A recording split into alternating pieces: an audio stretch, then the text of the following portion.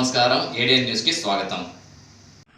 ఈ దినం మాజీ ముఖ్యమంత్రి వర్యులు యొక్క విజిట్ పులివెందుల కాన్స్టిట్యున్సీలో ఉన్న క్రమంలో వేంపల్లి వేములం మీదుగా మొదట పార్టీ ఆఫీస్కి రావడం జరిగింది.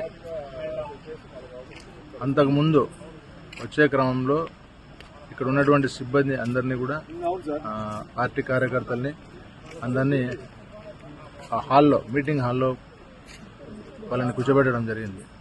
తర్వాత బయట నుంచి వచ్చే వాళ్ళని కొంతవరకు హోల్డ్లో పెట్టుకోవడం, తర్వాత ఎక్స్సీఎం గారు రావడం, కాన్వాయ్తో పాటు లోపలికి పోవడం, ఆ గదిలోకి వెళ్ళిన తర్వాత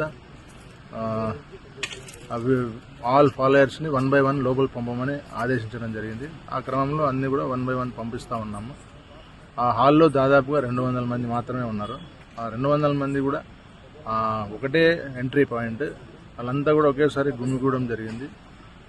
పార్టీ కార్యకర్తలను అడ్డు చెప్పే క్రమంలో మాకు ఎందుకు సార్ మీరు ఇబ్బంది పడతారు అంటే కొద్దిగా మన వాళ్ళు కూడా రెగ్యులరైజ్ కొద్దిగా లిబరల్గా చేసాం. ఆ క్రమంలో వాళ్ళు లేట్ అవుతా ఉంది. యాక్చువల్గా అయితే ఒక్కొక్కరు పోవడము, లోపల సెల్ఫీ తీసుకోవడం, మాట్లాడడం జరగడం వల్ల ఆ టైం పీరియడ్ అనేది